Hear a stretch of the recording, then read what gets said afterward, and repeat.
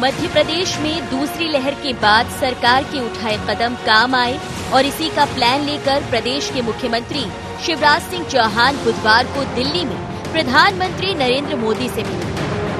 करीब 1 घंटा 40 मिनट की लंबी मुलाकात में पीएम से सीएम की कई महत्वपूर्ण बिंदुओं पर खुलकर चर्चा हुई।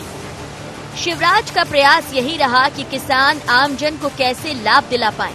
साथ ही 21 जून को वैक्सीनेशन को लेकर सीएम सहित सभी मंत्रियों को मैदान में उतरने की जानकारी भी पीएम को दी। 21 जून को मध्य प्रदेश में मैं स्वयं, सारे मंत्री, विधायक, सांसद, crisis management committees, Madhya Pradesh की प्रमुख अलग अलग क्षेत्रों की जो हस्तियां हैं वो सब वैक्सीनेशन के अभियान के लिए निकलेंगे। वैक्सीनेशन के साथ साथ राशन भी प्रधानमंत्री जी ने कृपा पूर्वक निःशुल्क देने का फैसला किया है। किसानों के मुद्दों पर बातचीत हुई, विशेषकर डीएपी की कीमतें काफी बढ़ गई थी, 1200 से बढ़ के 1900 हो गई थी। सब्सिडी बढ़ा दी केंद्र सरकार ने, इसलिए किसान को 1200 में ही डीएपी की बोरी मिलेगी। मूंग की खरीदी के बारे में उन्होंने अनुमति दी है कि मध्य प्रदेश में किसानों का मूंग भी खरीदा जाए ताकि किसान को उसके पसीने की पूरी कीमत मिल सके। तो मैंने आग्रह किया कि अधोसंरचना के विकास के कोई काम ना रुके, इसलिए जरूरी है कि वो 5.5% जीडीपी का फिर से राज्य ले पाए। केंद्र उस पर गंभीरता के साथ निश्चित तौर पर विचार केंद्र सरकार करेगी। प्रधानमंत्री जी हर विचार को सुनते हैं और सुन के फिर राज्यों के या जनता के हित में फैसले करते हैं। सीएम शिवराज ने पीएम के अलावा केंद्रीय मंत्री सदानंद गौड़ा, थावरचंद गहलोत, पीयूष गोयल, नरेंद्र सिंह तोमर से भी मुलाकात की, लेकिन शिवराज की दिल्ली यात्रा में विपक्ष को कुछ और नजर आता है। मुलाकात नहीं कर रहे हैं, बुलाया गया है। वो कह रहे हैं कि तुमने बुलाया, हम चले आए। कुल मिला के जैसे योगी जी को बुलाया था वहाँ पे उत्तर प्रदेश के मुख्यमंत्री को, घमासान चल रही है उत्तर प्रदेश में भी, मध्य प्रदेश में भी घमासान चल रही है। हर नेता लगा कि मुख्यमंत्री बन जाए। इनको मालूम है आगे चांस बीजेपी को मिलेगा नहीं, तो ये समय मिला है, राम नाम की लूट है, लूट सके तो लूट। प्रधानमंत्री से मुख्यमंत्री की मुलाकात लंबी चली है। जाहिर है सरकार के अलावा राजनीतिक घटनाक्रमों पर भी चर्चा हुई होगी। शिवराज जब प्रदेश वापस लौटेंगे तो नजरें इस पर हैं कि प्रदेश के लिए क्या सौगात लेकर आती हैं। Bureau report, IND 24।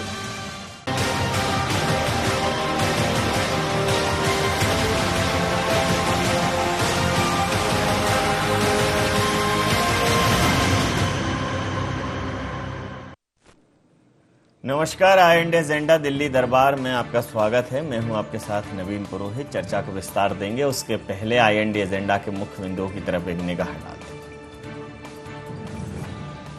PM Modi से सीएम शिवराज की मुलाकात के क्या मायने? क्या आगामी कैबिनेट विस्तार को लेकर दोनों के बीच हुई चर्चा? योजनाओं के विस्तार को लेकर केंद्रीय मंत्रियों से क्या हुई चर्चा? क्या सीएम शिवराज लौटने के बाद प्रदेश को देंगे कई सौगातें?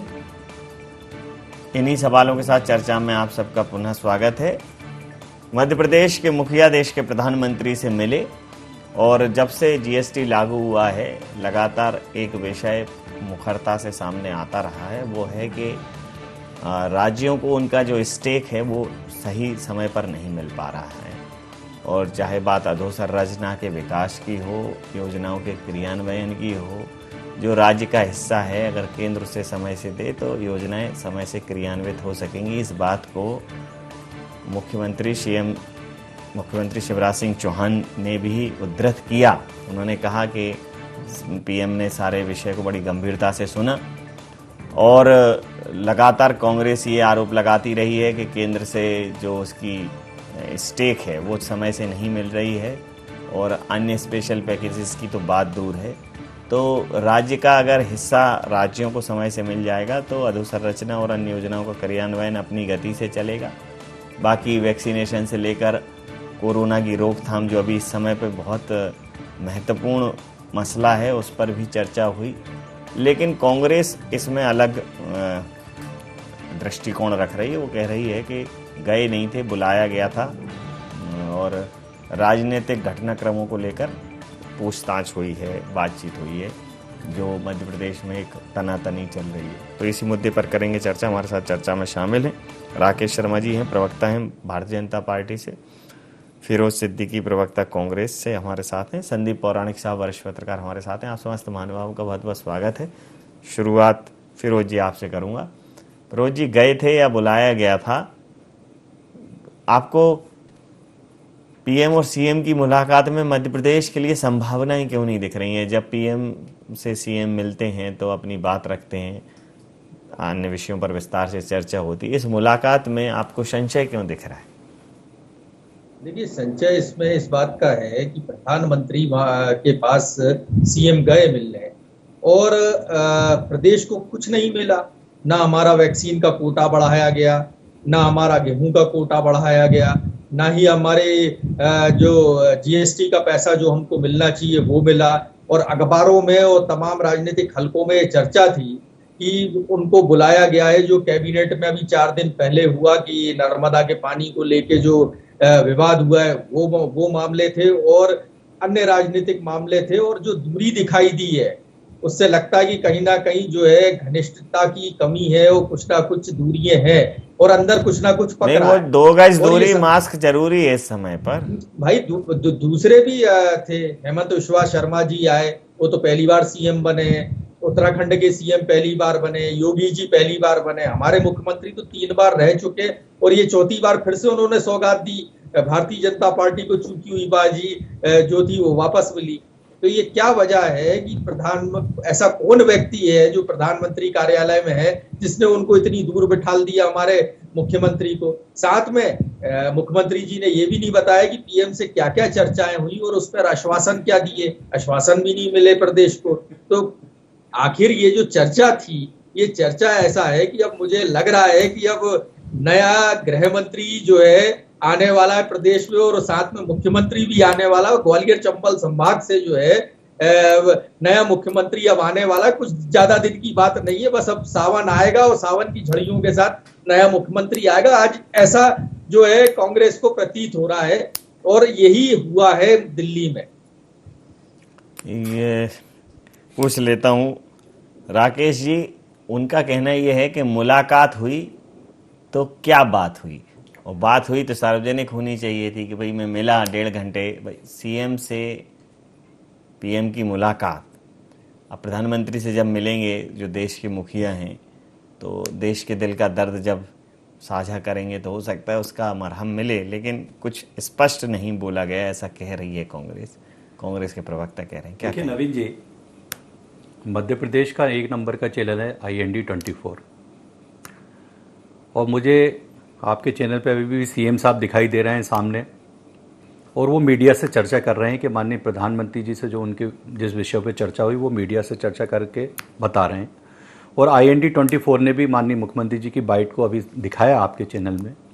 पर समस्या ये है कि कांग्रेस के प्रवक्ता पता नहीं कहाँ व्यस्त रहते हैं कि वो सुन नहीं पाते कि IND24 पे माननीय मुख्यमंत्री जी क्या बोल रहे हैं। अभी आपने कार्यक्रम शुरू होने से पहले माननीय मुख्यमंत्री को सुनाया। दूसरा विषय, मेरे विद्वान साथी फिरोज सिद्दीकी जी जिस तरह से बात कर रहे हैं, मुझे ये लग रहा है कि 15 महीने पहले जो कांग्रेस की मध्य प्रदेश में सरकार थी उस समय इस तरह की भाषा का उपयोग फिरोज सिद्दीकी साहब करते थे कि केंद्र से जीएसटी नहीं मिल रहा, केंद्र से फंड नहीं मिल रहा, केंद्र से किसी तरह का सहयोग नहीं मिल रहा। आप ये देखिए कि 15 माह की सरकार में लगातार फंड ना होने का रोना कांग्रेस के मुख्यमंत्री से लेके, वित्त मंत्री से लेके, प्रवक्ता से लेके हर कार्यकर्ता रोता था। नवीन जी, आप तो रोज चैनल पे रोज सामाजिक विषय, राजनीतिक विषय, सरकार के विषय पे डिबेट करते हैं। आज तक किसी एक प्रवक्ता ने, भारतीय जनता पार्टी के एक मंत्री ने या मुख्यमंत्री ने फंड के बारे में कहा कि मध्य प्रदेश में फंड की कमी है? आप ये देखिए कि कोविड-19 का काल जो चला नवीन जी, आज 0.2% पे मध्य प्रदेश पहुंच गया कहीं ना कहीं कोविड से मुक्ति में। आप इसी स्थिति को आप देखिए, आज राजस्थान जूझ रहा है, वहाँ महाराष्ट्र जूझ रहा है, पंजाब, छत्तीसगढ़। तो इन प्रदेशों में क्यों नहीं कोविड-19 कम हुआ? क्योंकि कहीं ना कहीं पूरे संसाधन हमने कोविड-19 के लिए लड़ने के लिए लगाए। आप ये देखिए नवीन जी कि माननीय मुख्यमंत्री जी ने आज अपनी बाइट में क्राइसिस मैनेजमेंट कमेटी को इसका श्रेय दिया कि मध्य प्रदेश में जो कोविड खत्म हुआ वो क्राइसिस मैनेजमेंट कमेटी के कारण हुआ। भगवान के वरदान शिवराज सिंह चौहान का हृदय कितना बड़ा है कि जो मुख्यमंत्री 24 घंटे कोविड से लड़ने के लिए लगा रहता था, एक एक जिले का दौरा किया। इस समय में कांग्रेस के कमलनाथ जी हों चाहे दिग्विजय सिंह जी, या अखबार में दिखते थे या टीवी पे या सोशल मीडिया पे, जमीन पे कभी मुझे नजर नहीं आए। किसी चैनल पे किसी गरीब को 1 रुपए का अन्न का दाना उपलब्ध नहीं कराया, किसी को ऑक्सीजन उपलब्ध नहीं कराई, किसी को दवा उपलब्ध नहीं कराई। उसके अलहदा माननीय मुख्यमंत्री जी लगातार दौरे पे गए, नर्मदापुरम के दौरे पे गए, रीवा संभाग के दौरे पे गए, उज्जैन के संभाग के इंदौर संभाग, सब जगह माननीय मुख्यमंत्री जी लगातार दौरे पे गए और वहां पे जो अधिकारी उनकी बैठक ली और कैसे कोविड से लड़ा जाए उसके लिए। और अभी भी प्रधानमंत्री से जब उन्होंने बात की तो तीसरा फेज के लिए मध्य प्रदेश की क्या तैयारी है, मध्य प्रदेश में कितनी दवा है, मध्य प्रदेश में कितने बेड है, मध्य प्रदेश में ऑक्सीजन के कितने प्लांट लग चुके हैं, इसके बारे में प्रधानमंत्री से डिस्कशन किया और आने वाले समय में मध्य प्रदेश को क्या क्या केंद्र से आवश्यकता पड़ेगी उसके बारे में बात की। आप देखिए कि डीएपी का रेट जब बढ़ा कि 1900 रुपए पर बैग डीएपी मिलेगा, तुरंत केंद्र सरकार ने उसने सब्सिडी दी और वो 1200 के रेट पे मिल रहा है। कांग्रेस छाती पीटना शुरू करती है, उससे पहले समस्या हल हो जाती है। इसलिए अब कांग्रेस को हर बेट, आप नवीन जी लास्ट में बात करके अपनी बात समाप्त करूंगा।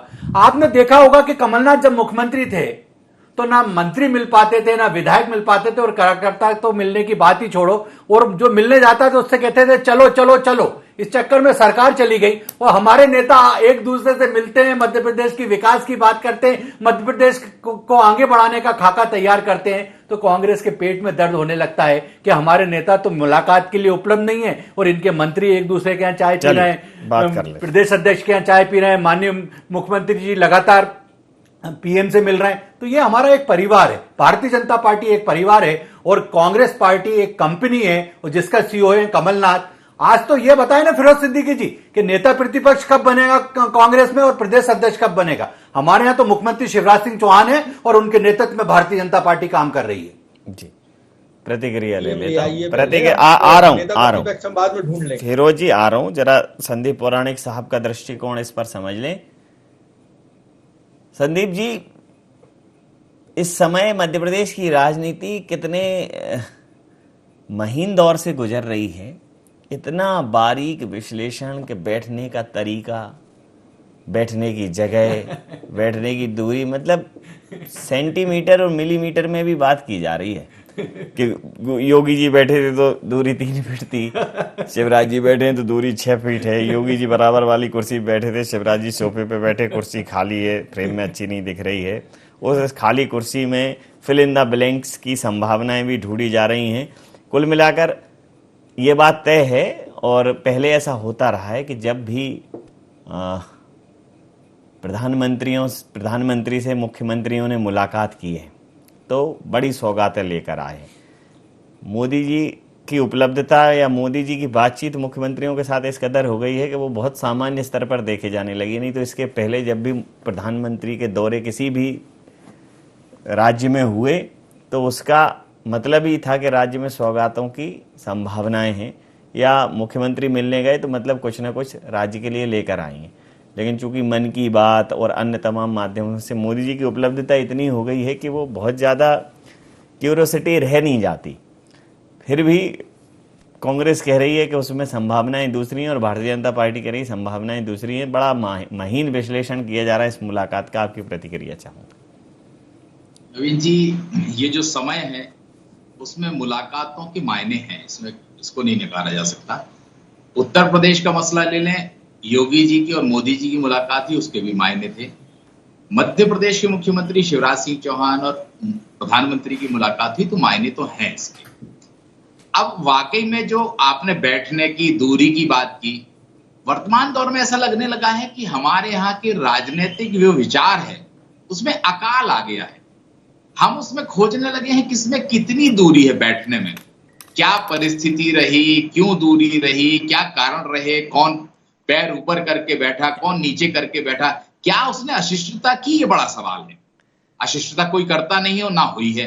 तो बैठने के तरीके पर, बैठने की दूरी पे जब चर्चा होने लगे तो इसका मान लीजिए कि जो हमारा राजनीतिक सोच है, विचार है, वो कहीं ना कहीं कमजोर पड़ गया है। हमारे पास कुछ कहने के लिए नहीं, इसलिए हम ये चीजें खोजने लगते हैं। जहां तक आपने प्रधानमंत्री जी और मुख्यमंत्री की मुलाकात की, ये बहुत आम हो गया है। मोदी जी ने प्रधानमंत्री जी के एक जो कहा जाता था कि वो शायद साल में 2 बार संबोधन देते हैं, मोदी जी का हर सप्ताह संबोधन आता है, मुलाकातों से उनकी मुख्यमंत्रियों से होती है। तो सहजता है, ये राजनेता को 2 तरह से पढ़ सकते हैं, एक वो लोगों से दूरी रखता है और एक वो नेता जो लोगों के करीब आता है। तो ये अपनी कार्यशैली है, इसको ये नहीं कह सकते कि ये प्रोटोकॉल है कि एक प्रधानमंत्री इतनी बार मिलेगा, इतनी बार बोलेगा, वो एक अलग चीज है। लेकिन एक चीज जरूर आपको पढ़नी पड़ेगी कि प्रधानमंत्री से जब भी कोई नेता मिलता है तो हमें बचपन की याद आ जाती है। जब कभी प्रिंसिपल किसी बच्चे को अपने चैम्बर में बुलाता था तो बच्चे की हवाइयां उड़ी रहती थी। तो ये तस्वीर तो हमें दिखती है, इसे नहीं नकारा जा सकता, कोई भी नेता हो वो। तो ये जो चीज दिख रही है उसमें ही कारण खोजे जाते हैं और राजनीतिक तौर पर लोगों का अपना अपना विश्लेषण है। प्रधानमंत्री के और मुख्यमंत्री के बीच बातचीत क्या हुई ये सिर्फ वो 2 जानते हैं। और सौगातों की जहां तक बात की है तो हर सरकार के लिए समय समय पर सौगात मिलती रहती है और जब प्रधानमंत्री की लगातार मुलाकात होगी तो आप हर बार उम्मीद नहीं कर सकते हैं कि हर बार 2500 सौगात मिल जाएं, क्योंकि साल में एक मुलाकात होती थी तब 25 सौगात मिलती थी। अब 25 मुलाकात होंगी तो 25 बार में एक सौगात मिलेगी तो 25 तक सिमट जाएगी। लेकिन कांग्रेस कह रही है कि 25 मुलाकातों में एक ही सौगात मिल रही है। फिरोज जी बड़ा प्रसन्नचित्त होकर सुन रहे थे, बड़ा महीन नाप रहे हैं डिस्टेंस। आप क्या चाहते हैं, मतलब हाई फाई का सीन दिखे आपको ऐसे ऐसे करते हुए नजर आए प्रधानमंत्री? ये शुरुआत कैसे हुई? जब सोशल मीडिया पे लोगों ने ये फोटो ट्रोल करना शुरू किया तो खुद भारतीय जनता पार्टी कूद गई मैदान में सोशल मीडिया में कि मुख्यमंत्री बड़े शालीन हैं और वो बहुत शालीनता का परिचय देते हैं इसलिए वो दूर बैठे हैं। ऐसा कोई सोशल मीडिया पे आया तो ये राजनीति शुरू हो गई इस बात पे। किसी ने कांग्रेस पार्टी ने तो बिल्कुल सवाल नहीं उठाए। हमने तो सवाल इस बात पे उठाया कि भाई मध्य प्रदेश की जनता को कोविड-19 से लड़ने के लिए क्या, नई तीसरी लहर से लड़ने के लिए केंद्र की तरफ से क्या सहायता मिल रही है, हमारे किसानों को क्या सहायता मिल रही है, हमने तो ये जानकारी चाहिए थी। और हमने दूसरा जो हमारा राजनीतिक एंगल था वो ये सही था कि जब सहायता नहीं मिली तो इसलिए बुलाया गया है कि ये जो चर्चाओं का दौर गर्म है और जो चर्चाएं चल रही हैं, जैसे योगी जी की मुलाकात हुई, येदियुरप्पा जी की मुलाकात हुई, जो अलग अलग राज्यों में भारतीय जनता पार्टी की स्थिति है उस स्थिति, वैसी ही स्थिति मध्य प्रदेश में है और उस स्थिति का पटाक्षेप करने के लिए जो भी भारतीय जनता पार्टी का अपना अंदरूनी मामला, इसलिए उनको बुलाया गया है। तो ये सारा मामला जो है ये शुरुआत तो भारतीय जनता पार्टी ने किया।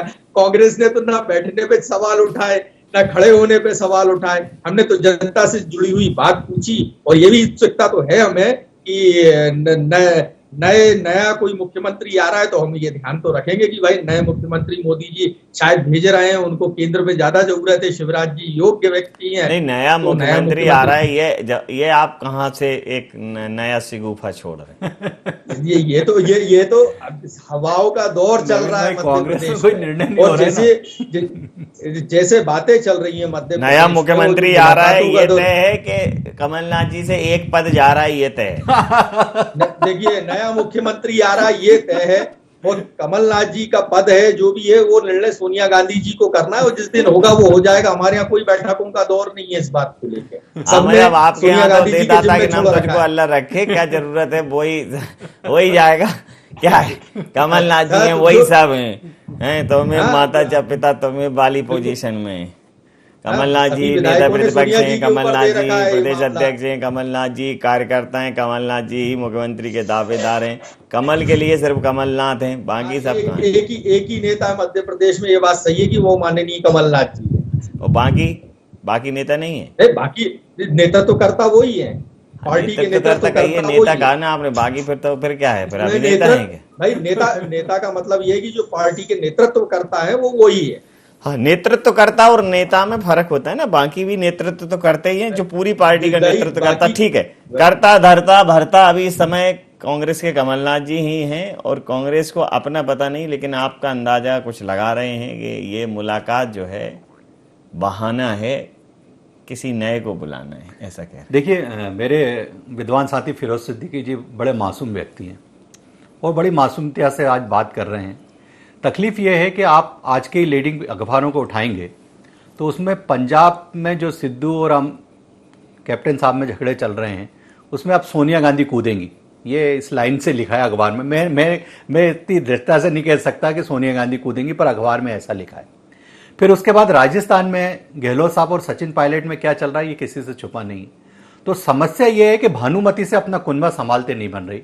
वो पड़ोस के घर में अगर जलेबी बनने की खुशबू आ रही है और अच्छे पकवान बनने की खुशबू आ रही है और सब मिल बैठ के खा रहे हैं तो भानुमति जोर जोर से चिल्ला रही है कि ये जो पड़ोसी खा रहे हैं इनके यहाँ कुछ नहीं है, इनके यहाँ कुछ नहीं है। पर समस्या कांग्रेस में है। मैं दूसरी बात कहना चाहूँगा, मेरे विद्वान साथी फिरोज सिद्दीकी साहब हो या कांग्रेस का कोई भी, कोविड-19 की बात बहुत जरूर से करता है। 0.2% मध्य प्रदेश में रेट कोविड का चल रहा है।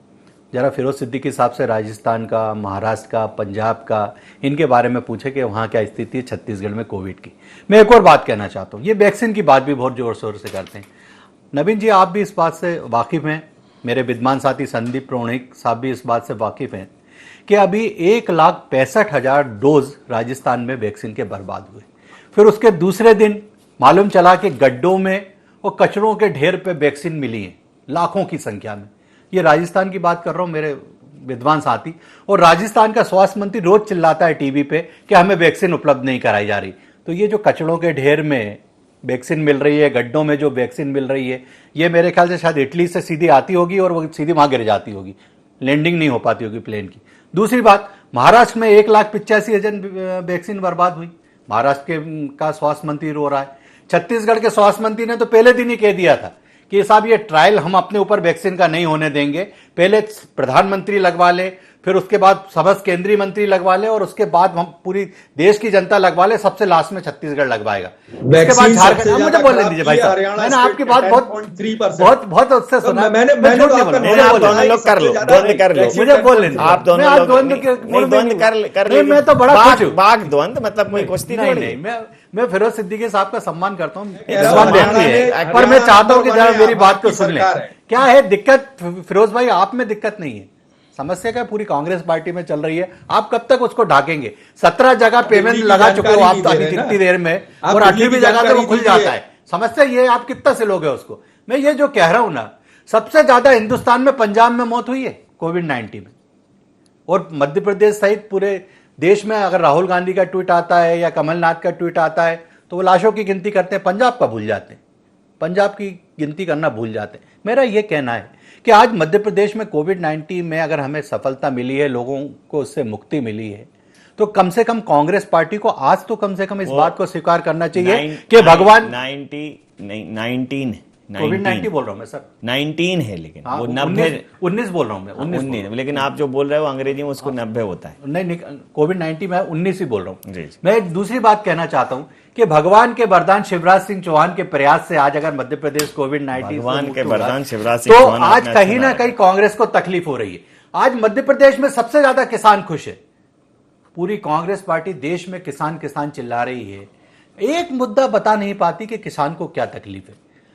पहले कहा कि एमएसपी खत्म कर देंगे, अभी केंद्रीय मंत्री नरेंद्र सिंह तोमर जी ने एमएसपी कितनी बढ़ाई वो बताया, मंडी खत्म कर देंगे, मंडी वैसे की वैसी चल रही।